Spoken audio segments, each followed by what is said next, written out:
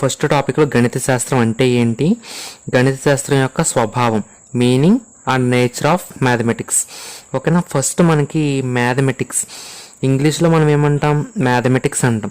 ఈ మ్యాథమెటిక్స్ అనే English word అంటే మ్యాథమెటిక్స్ అనే ఆంగ్ల పదం మనకి ఎక్కడి నుంచి వచ్చిందంటే మ్యాంథేనియన్ అనే గ్రీకు భాషా పదం నుంచి, టెక్ని అనే గ్రీకు భాషా పదాల నుంచి మనకి ఈ మ్యాథమెటిక్స్ అనే ఆంగ్ల పదం రావడం జరిగింది. అసలు మనకి ఈ మ్యాంథేనియన్ అంటే అర్థం ఏంటంటే నేర్చుకోవడం. మ్యాంథేనియన్ అనే గ్రీకు భాషా పదానికి అర్థం నేర్చుకోవడం. అదేవిధంగా టెక్ని అనే గ్రీకు భాషా పదానికి అర్థం ఏంటంటే ఒక కళ లేదా సూక్ష్మ పద్ధతి. ఓకేనా, అర్థమైందా? మ్యాథమెటిక్స్ అనే ఆంగ్ల పదం మ్యాంథేనియన్ మరియు టెక్ని అనే గ్రీకు భాషా పదాల నుంచి ఉద్భవించడం జరిగింది.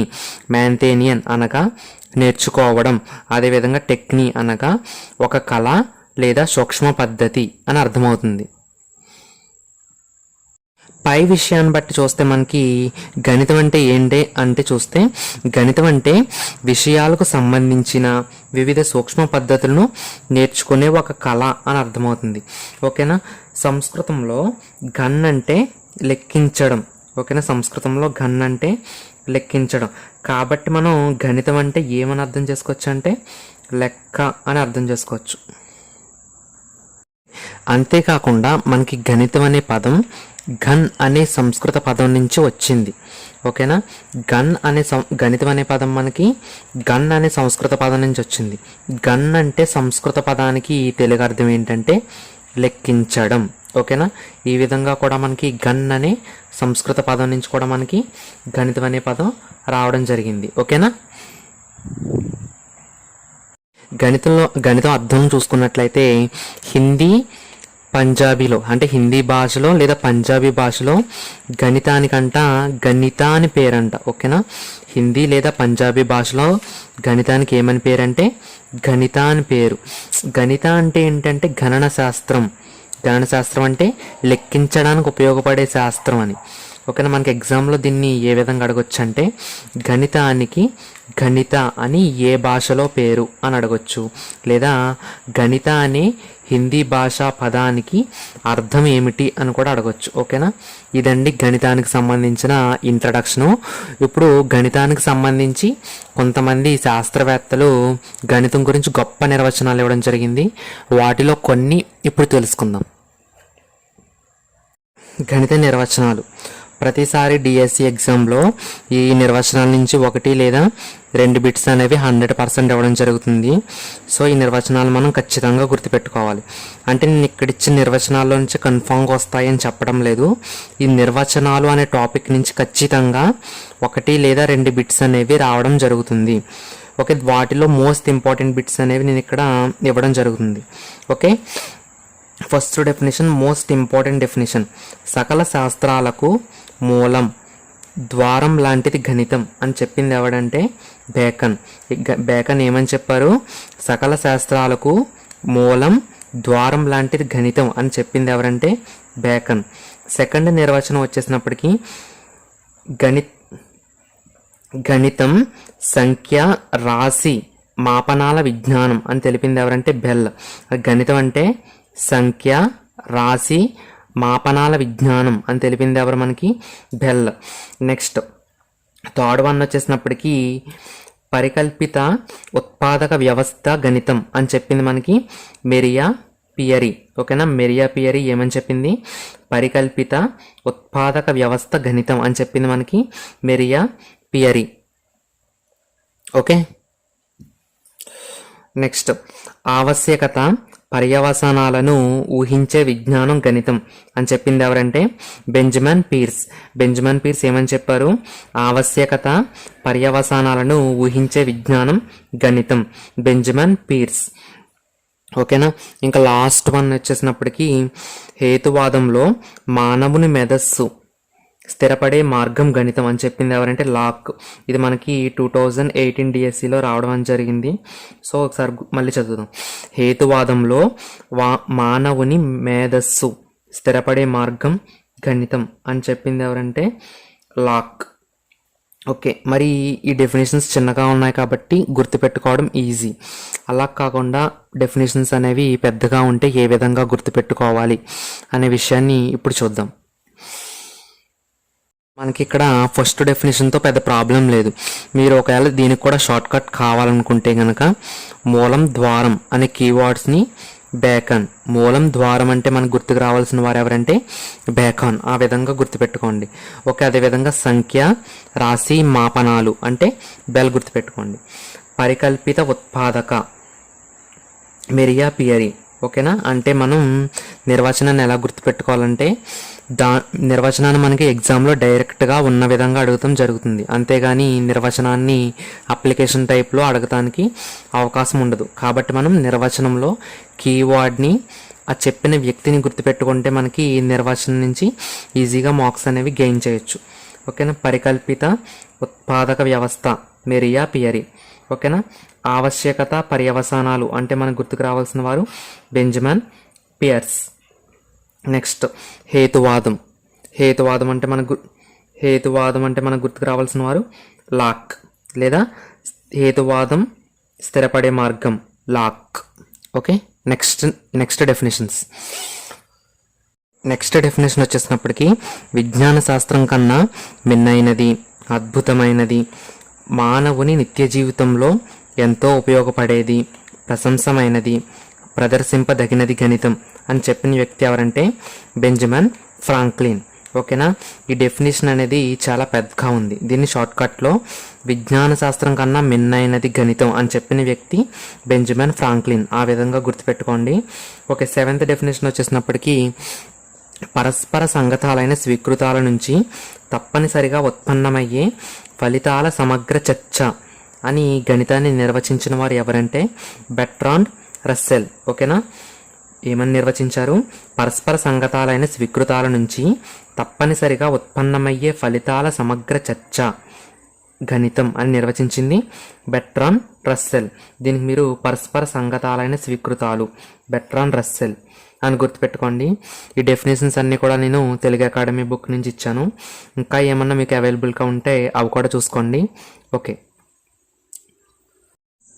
ఓకే, గణిత శాస్త్ర స్వభావం. ఓకేనా, ఫస్ట్ వచ్చేసినప్పటికీ అమూర్తతత్వం. గణితం అనేది అమూర్తమైనది. ఓకేనా, అసలు మూర్తం అంటే ఏంటి, అమూర్తం అంటే ఏంటి అనే విషయాన్ని మనం ఫస్ట్ చూడాలి. మూర్తం అంటే ఏంటంటే కంటికి కనిపించే వాటిని మూర్త వస్తువులని, కంటికి కనిపించినటువంటి వాటిని అమూర్తమైనవని, అంటే అబ్స్ట్రాక్ట్ కాన్సెప్ట్స్ అని అంటాం అనమాట. ఓకేనా, గణితం అనేది మనకి అమూర్తమైనది. అమూర్తానికి ఎగ్జాంపుల్ ఏంటంటే మనస్సు. ఇప్పుడు మనస్సు, మనం మాట్లాడుకుంటాం మనసు గురించి, అంతేగాని మనసుని మనం చూడగలమా అంటే చూడలేం. సో మనస్సు అనేది ఇక్కడ అబ్స్ట్రాక్ట్ కాన్సెప్ట్, అంటే అమూర్తమైనది. అదేవిధంగా గణితం కూడా మనకి అమూర్త స్వభావాన్ని కలిగి ఉంటుంది అంటున్నాడు. ఓకేనా, మనం ఏదైనా టాపిక్ గురించి చెప్పుకుంటున్నప్పుడు దాని గురించి మనం ప్రత్యక్షమైన అనుభూతిని పొందలేం. జస్ట్ మనం ఊహించుకుని మానసిక ప్రతిమలను మాత్రమే ఏర్పరచుకుంటాం. ఓకేనా, ఈ విధంగా ఉన్నప్పుడే దాన్ని అమూర్తమైనది అని చెప్తాం అనమాట. గణితంలో ప్రతిదీ కూడా మనకి అమూర్తమైనదే. కాకపోతే ఇక్కడ ఏంటంటే గణితంలో అన్నీ అమూర్తమైనప్పటికీ కూడా మనం వీటిని మూర్త భావనల ద్వారానే అమూర్త భావనలు ఏర్పాటు చేసుకోవడం జరుగుతుంది. ఇప్పుడు సపోజ్ మనం వస్తువుని కౌంట్ చేస్తాం. వస్తువుని కౌంట్ చేసినప్పుడు మనం సంఖ్య అనే భావన ఏర్పాటు చేసుకుంటున్నాం. ఇక్కడ మనకు వస్తువులు అనేవి కంటికి కనిపిస్తున్నాయి, అంటే వాటిని లెక్కిస్తున్నాం. లెక్కించిన తర్వాత సపోజ్ ఇక్కడ ఓకేనా 6 టాయ్స్ ఉన్నాయనుకోండి. ఈ 6 టాయ్స్ని లెక్కించి 1 2 3 4 5 6, ఇక్కడ 6 టాయ్స్ ఉన్నాయని చెప్తున్నాను నేను. ఇక్కడ 6 అనేది ఒక నెంబర్. ఇది మనకి అబ్స్ట్రాక్ట్ కాన్సెప్ట్, అంటే అమూర్త భావన. ఇక్కడ మనం వస్తువులనే మన కంటికి కనిపిస్తున్నాయి, వీటిని ఏమంటాం? మూర్త వస్తువులు అంటాం. ఓకేనా, గణితంలో భావాలన్నీ కూడా అమూర్తాలైనప్పటికీ కూడా వీటిని మూర్త భావనల ద్వారానే ఏర్పాటు చేసుకుంటాం. అంటే వస్తువుని లెక్కించడం ద్వారా మనం సంఖ్య అనే అమూర్త భావన ఏర్పాటు చేసుకుంటాం. అదేవిధంగా పుస్తకం యొక్క అంచు, టేబుల్ అంచు మొదలగిన వాటి ద్వారా మనం రేఖ అనే అమూర్త భావాన్ని మనం ఏర్పాటు చేసుకుంటాం. ఓకేనా, ఆ విధంగా అనమాట. అంతేకాకుండా వాస్తవంగా ఏం చెప్పాలంటే గణిత పరంగా ఆలోచించడం కూడా మనం అమూర్త భావన కింద చెప్పవచ్చు అనమాట. అంతేకాకుండా పోలికలు, భేదాలు, ఓకేనా, గణితపరమైన సంకేతాలు, అక్షరాలు, సంఖ్యలు, పరిభాషలు ఉపయోగించడం ఇవన్నీ కూడా మనకి అమూర్తమైనవే. అంతేకాకుండా సంఖ్య, సంకలనం, రేఖ, అనుపాతం, వైశాల్యం, కోణం మొదలగున ఈ భావనలు, గణిత భావనలు ఏమైతే ఉంటాయో అవన్నీ అమూర్తమైనవిగా మనం చెప్పవచ్చు. సెకండ్ వన్ వచ్చేసినప్పటికీ వరుస క్రమంపై ఆధారపడిన విషయం. చూడండి, ఇప్పుడు మనం ఒక నిచ్చెన ఎక్కుదాం అనుకుంటున్నాం. నిచ్చెన ఎక్కాలనుకున్నప్పుడు మనం ఏం చేస్తాం, ఒక స్టెప్ బై స్టెప్ అనేది మనం పైకి చేరుతాం. అలాగే గణితంలో మనం స్టెప్ బై స్టెప్ అంచెలంచెలుగా మనం పైకి వెళ్ళాలి, అంతేగాని ఎలా పడితే అలా వెళ్ళడానికి మనకి వీలుండదు. సో అందుకని ఏం చెప్తామంటే వరుస క్రమంపై ఆధారపడిన విషయమే గణితం. ఇది కూడా గణితం యొక్క ఒక స్వభావం. సపోజ్ మనం పిల్లలకి స్టార్టింగ్లో సంకలనం అంటే ఎడిషన్స్ నేర్పించిన తర్వాతే కదా వాళ్ళకి మనం మల్టిప్లికేషన్ నేర్పించడానికి అవుతుంది. అదేవిధంగా తీసివేతలు నేర్పించిన తర్వాతే కదా వాళ్ళకి మనం భాగాహారాలు నేర్పించవచ్చు. ఓకేనా, ఫస్ట్ వాళ్ళకి కూడికలు రాకపోతే మనం వాళ్ళకి గుణకారాలు ఎలా నేర్పిస్తాం చెప్పండి. సో ఇక్కడ మనకి దీన్ని బట్టి ఏమర్థమవుతుందంటే గణితం అనేది ఒక వరుస క్రమంపై ఆధారపడి ఉంటుంది. ఓకేనా, అర్థమైంది అనుకుంటున్నాను. సెకండ్ వన్ చూడండి, ప్రత్యేకమైన భాషా గుర్తులు.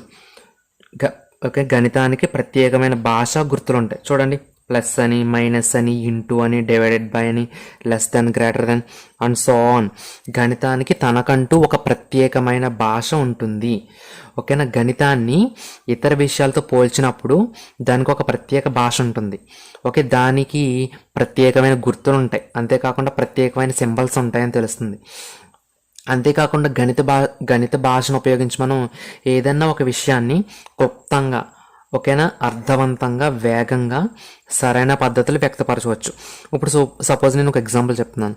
2కు 2 కూడగా 4 వస్తుంది అని ఎవరైనా చెప్పారనుకో, దీన్ని మనం మ్యాథ్స్ పరంగా ఎలా రాస్తాం? 2కు 2 కూడగా 2 + 2 = 4. అంటే ఇక్కడ మనం గణితానికి ఉన్న ప్రత్యేకమైన సింబల్స్ని, గుర్తులను ఉపయోగించి మనం ఏదైనా ఒక విషయాన్ని క్లుప్తంగా అర్థమయ్యే విధంగా ఎక్స్ప్రెస్ చేయడం జరుగుతుంది. అదే గణితానికి ఉన్న ప్రత్యేక భాష, గుర్తుల యొక్క విశిష్టత. ఓకేనా, అర్థమైంది అనుకుంటున్నా. ఓకే, నెక్స్ట్ గణిత శాస్త్ర స్వభావం వచ్చేసినప్పటికీ ఆగమన, నిగమన, హేతువాదం. ఓకేనా, గణితం అనేది ఆగమనం మరియు నిగమనం, హేతువాదాల ద్వారా అభివృద్ధి చెందింది. అందువల్ల మనం ఏమంటామంటే గణితం అనేది ఆగమన, నిగమన, హేతువాద స్వభావాన్ని కలిగి ఉంది అని అనడంలో పెద్ద గొప్ప ఏమీ లేదు. ఓకేనా, గణితం అనేది మనకి ఆగమన, నిగమన, హేతువాదాల ద్వారా అభివృద్ధి చెందింది కాబట్టి గణితానికి ఆగమన, నిగమన, హేతువాద స్వభావం అనేది ఉంటుంది. ఓకేనా, ఈ ఆగమన, నిగమన పద్ధతుల గురించి మనం బోధనా పద్ధతులు చాలా క్లియర్గా ఎక్స్ప్లెయిన్ చేసుకుందాం. ఇక్కడ మట్టికి బ్రీఫ్గా చెప్పుకుందాం. ఆగమనం అంటే ఏంటంటే ఏదైనా ఒక సార్వత్రిక సత్యాన్ని రుజువు చేయడం. ఓకేనా, ఒక విషయాన్ని మనం అనేక సార్లు పరిశీలించాం అనుకోండి, ప్రతిసారి ఒకే ఫలితం వస్తుంది అనుకోండి, దాన్ని మనం ఏమంటామంటే ఆగమన, హేతువాదం అంటాం. చూడండి, ఇప్పుడు ఇక్కడ నేను 3 ట్రయాంగిల్స్ అనేవి డ్రా చేశాను కదా. ఇదొక ట్రయాంగిల్, ఇదొక ట్రయాంగిల్, ఇదొక ట్రయాంగిల్. ఇవి చూడడానికి ఎలాగ ఉన్నాయి? ఒకటి చిన్నగా ఉంది, ఒకటి పెద్దగా ఉంది. ఈ రెండింటితో పోల్చినప్పుడు ఇది కొంచెం డిఫరెంట్గా ఉంది. ఓకేనా, ఒక స్టూడెంట్ని పిలిచి దీంట్లో ఉన్న నేను 3 కోణాలని మెజర్ చేయమన్నాను.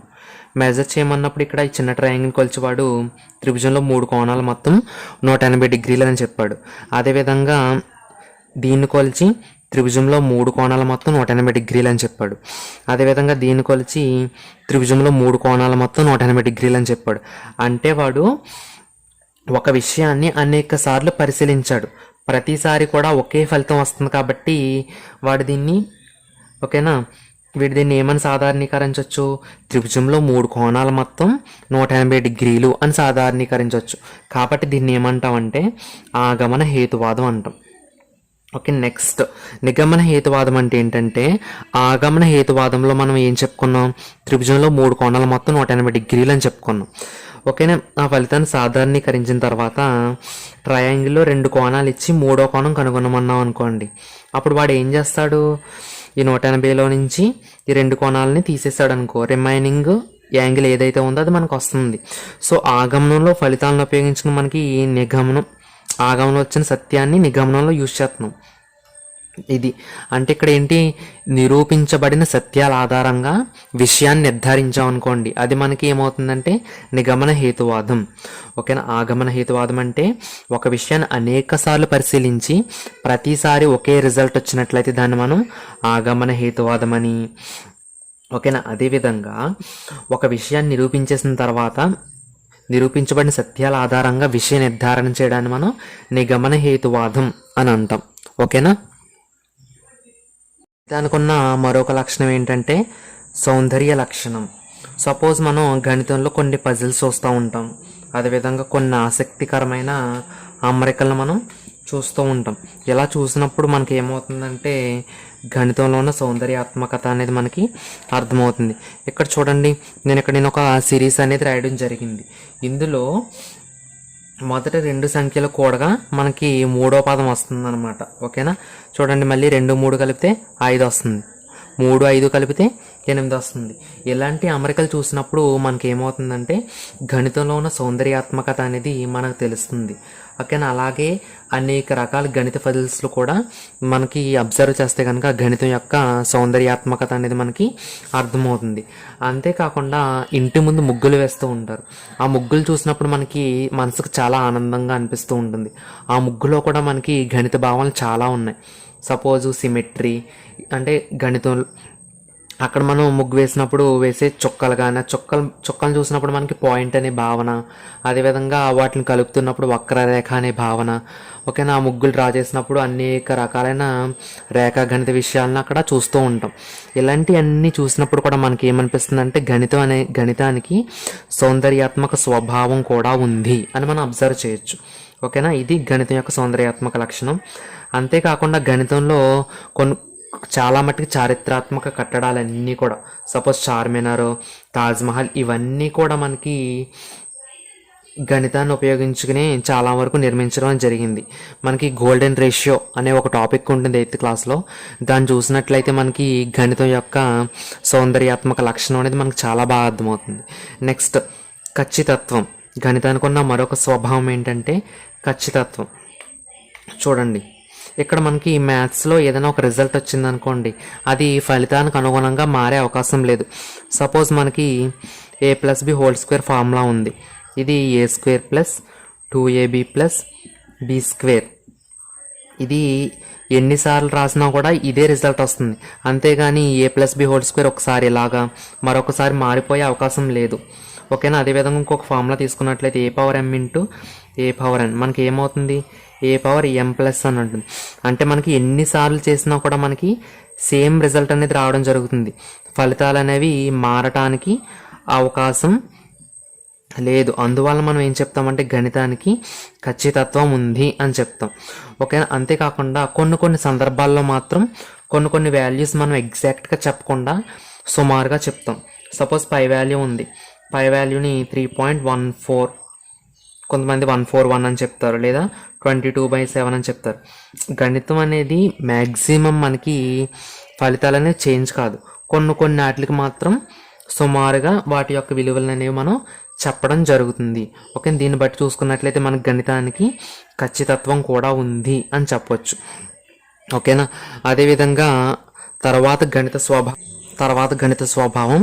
గణితానికి సరిచూసుకునే స్వభావం ఉంటుంది. అంటే ఏదైనా ఒక ప్రాబ్లంను మనం సాల్వ్ చేసినప్పుడు వచ్చిన రిజల్ట్ అనేది కరెక్టా కాదా అని చెక్ చేసుకుని చూసుకునే స్వభావం అనేది మనకి గణితానికి ఉంటుంది. సపోజ్ నేను ఇక్కడ ఆల్జిబ్రిక్ సమ్ అనేది ఒకటి చేశాను చూడండి. 2x + 1 = 7. దీన్ని మనం సాల్వ్ చేసుకుంటే మనకి x వాల్యూ 3 వచ్చింది. మనకి ఇక్కడ x వాల్యూ 3 వస్తుందా లేదా అని తెలుసుకోవడం కోసం నేను ఇక్కడ దీన్ని సరిచూసే పద్ధతి కూడా రాశాను. అంటే గణితంలో ఏదైనా ఒక ప్రాబ్లమ్ను మనం సాల్వ్ చేసుకుంటే వచ్చిన రిజల్ట్ కరెక్టా కాదా అని చెక్ చేసుకునే స్వభావం అనేది గణితానికి ఉంటుంది. ఓకేనా. ఇది నెక్స్ట్ గణితం అనేది తార్కిక స్వభావాన్ని కలిగి ఉంటుంది. ఓకే. తార్కిక స్వభావం అంటే లాజిక్ నేచర్ని కలిగి ఉంటుంది. దీన్ని బేస్ చేసుకుని రస్సెల్ వైట్హెడ్ ఈ విధంగా చెప్పారనమాట. గణిత శాస్త్ర భావాలన్నీ పూర్తిగా తార్కిక నిర్మాణం వల్లే ఏర్పడ్డాయి ఓకేనా. దీన్ని బట్టి మనకి ఏమర్థమవుతుందంటే గణితం అనేది తార్కిక స్వభావాన్ని కలిగి ఉంది. ఇవే కాకుండా మనకి గణితం అనేది సహజమైన ఆలోచన విధానం. ఓకేనా. ఇవండి గణిత శాస్త్ర అర్థం, స్వభావాలు. నెక్స్ట్ వీడియోలో మనం గణిత శాస్త్రజ్ఞులు గురించి డిస్కస్ చేద్దాం. ఈ వీడియో మీకు నచ్చినట్లయితే తప్పనిసరిగా లైక్ చేయండి, మీ ఫ్రెండ్స్కి షేర్ చేయండి. అదేవిధంగా డౌట్స్ ఏమన్నా ఉంటే కామెంట్ సెషన్లో అడగండి. Thanks for watching. Please subscribe velocity learners.